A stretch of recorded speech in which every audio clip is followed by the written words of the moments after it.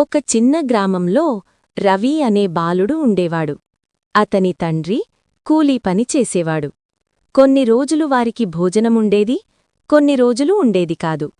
కాని రవికి ఒక పెద్ద కల ఉండేది. చదివి తన జీవితాన్ని మార్చుకోవాలి. అదే గ్రామంలో మహేంద్ర అనే ధనవంతుడు ఉండేవాడు. అతనికి భూములు, దుకాణాలు, సంపద అన్నీ ఉండేవి. అహంకారం కూడా అంతే ఎక్కువ. రవి కనిపిస్తే నవ్వుతూ చెప్పేవాడు, నీలాంటివాళ్లు పేదగానే పుడతారు, పేదగానే ఉంటారు. గ్రామస్థులు మౌనంగా ఉండేవారు. డబ్బులేనివాడిని ఎవ్వరూ గౌరవించలేదు.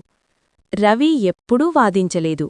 అతను నిశ్శబ్దంగా నవ్వుతూ తనలో తాను చెప్పుకునేవాడు, డబ్బు శాశ్వతం కాదు, జ్ఞానం మాత్రం ఎప్పటికీ ఉంటుంది. అతను వీధి దీపం కింద చదివాడు, పుస్తకాలు అప్పుగా తెచ్చుకున్నాడు, పార్ట్ టైం పనిచేసి ఫీజులు చెల్లించాడు. చాలామంది అతన్ని చూసి ఎగతాళి చేశారు. కాని అతని తల్లి చెప్పిన మాట మాత్రం గుర్తుంచుకున్నాడు, ఎవరినీ వారి సంపద వల్ల ద్వేషించవద్దు, నీ పేదరికం వల్ల నువ్వు చిన్నవాడివి అనుకోకు. ఏళ్ళు గడిచిపోయాయి. ఒకరోజు గ్రామంలోకి ఒక పెద్ద కారు వచ్చింది. అందరూ ఆశ్చర్యంగా చూశారు. ఆ కారులోనుంచి దిగింది ఒక విజయవంతమైన యువ వ్యాపారవేత్త. అతడే రవి. తన చదువు, కష్టం, పట్టుదలతో నగరంలో పెద్ద కంపెనీ స్థాపించాడు. ఇప్పుడతను అందరి గౌరవాన్ని సంపాదించాడు. ఇప్పటివరకు అతన్ని పట్టించుకోనివాళ్లు ఇప్పుడు చెప్పసాగారు, సర్, మా ఇంటికి రావాలి. ఇప్పుడు వృద్ధుడైన మహేంద్ర నష్టాల్లో పడి నిశ్శబ్దంగా రవిని కలిసేందుకు వచ్చాడు.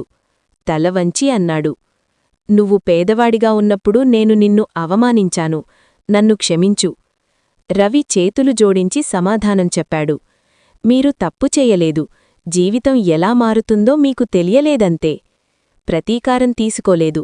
అదుకు బదులుగా రవి గ్రామాన్ని అభివృద్ధి చేశాడు. పాఠశాలలు, ఉద్యోగాలు, అవకాశాలు అందరికీ కల్పించాడు. ఎందుకంటే రవికి తెలిసింది, సంపద మనిషిని ధనవంతుడిని చేస్తుంది, కాని స్వభావం మనిషిని నిజమైన మనిషిగా నిలబెడుతుంది.